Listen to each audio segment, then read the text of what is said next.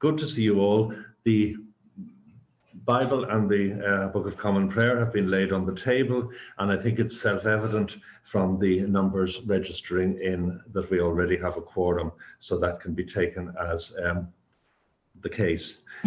We now come, therefore, to the presentation of apologies, which will be looked after by Mrs. Hughes. Good morning, everybody. As the Bishop, he's already established that there is a quorum, and I'm going to read out the list of apologies. And in a lot of cases, I've called supplementalists, but those that came late in the day, it wasn't possible. So here are the list of apologies.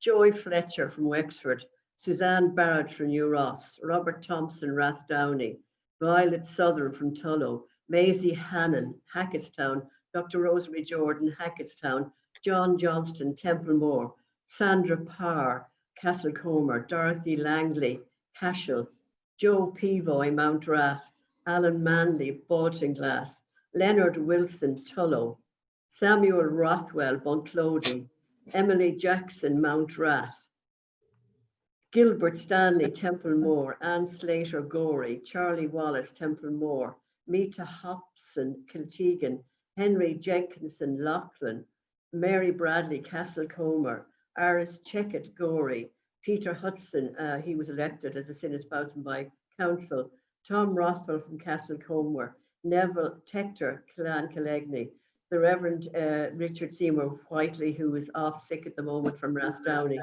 Benny Jackson, Kiltegan,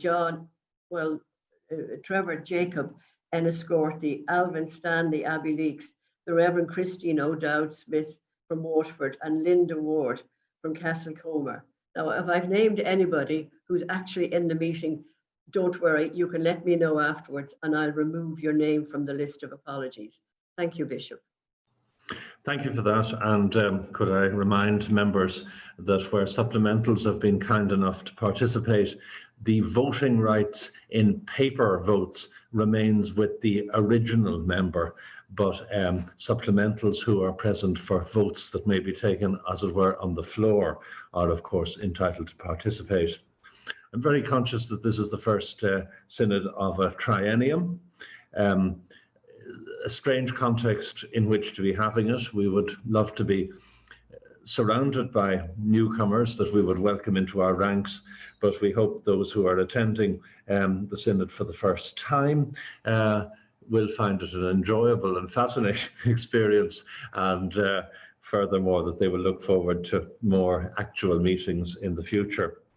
I'm conscious of a number of clergy who have arrived recently in the Diocese, such as Edna Wakely in Castlecomer, Richard Marsh here in Kilkenny, just by way of example of new clerical members who haven't even had a chance to meet colleagues in the diocese as a result of present restrictions. As we think of newcomers, we also think of those who are no longer with us, those whom we love but see no longer. Many people have been very conscious of the tragic and sudden death of John Elliott of Loughlin Union, one of the members of this synod. And even though it's now a full year ago, we haven't met as a synod since the death of the O'Murra.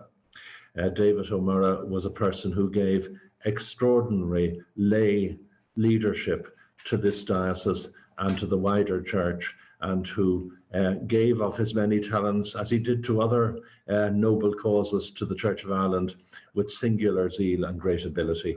And we remember him extremely grateful, actually around the time of the anniversary of his death. I also want to mention two diocesan readers who we have lost from this world since we last gathered, David Smith of Waterford Union and Anne Gill of Fidown Union. But on a happier note, it's always the custom on these occasions to have a number of visitors. Normally we would have visitors from the civic life in which we are set on the particular occasion, and we would have ecumenical guests. On this particular occasion, we didn't think that it would really be appropriate to bring large numbers of visitors into our cyber midst, we look forward to welcoming them again actually in future, but we are very conscious of our special covenantal relationship with the Methodist Church in Ireland. And so the Reverend Susan Gallagher, who has recently moved to Carlow, I think is in our midst. I'm not sure if she's here yet. I'm looking over at Mrs. Hughes, but if she's not here yet, she will be very welcome. And if she reveals herself, we may give her a chance to greet the Synod in due course. Yes, hello. That is the. It's good to see you. Welcome to the Southeast, and we will come back later on to give you just a chance to say a word of greeting to us. Thank you. Good to see you. The minutes of the last session in 2019 have been certified by the Honorary Secretaries, and I will sign them in a moment. On these occasions, we are always grateful for the legal counsel and guidance of our assessor, Mr. Charles Galloway. Again, I'm not sure whether he can be revealed. I never hope that Charles Galloway will need to do too much sitting beside me at the Synod, in the context that we hope there won't be many problematical procedural wrangles. But the fact that he sits beside me at the Diocesan Synod is always an outward and visible sign of the extraordinary work he does for the diocese and for me by way of legal guidance through the year. And only I know, in a way, the number of times I have needed to call on Charles's calming and skilled wisdom. So it's good to have him as assessor. The next thing we have to do at the beginning of the triennium is that the Synod has to elect its own officers. And there are 2 honorary clerical secretaries, 2 honorary lay secretaries, and 2 diocesan treasurers. And so the clergy need to elect 2 clerical honorary secretaries. And I'm hoping that the miracles of the system will allow somebody to propose a name or names to be the clerical secretaries of the Diocesan Synod. Bishop, can I propose Archdeacon Bob Gray and Archdeacon Ruth Elms? David White. Thank you. I was trying to work out who you are for a moment.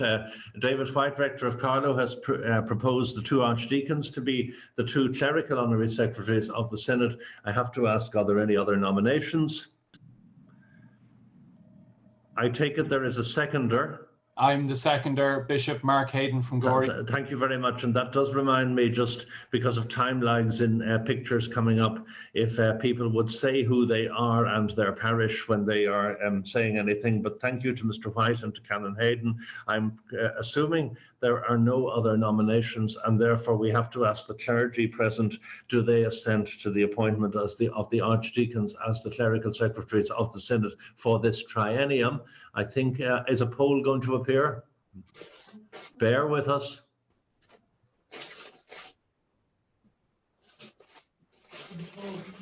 No. I think we'll have to assume, unless any clergy shout out that they are against this, we will go on. And they haven't, so we'll go on.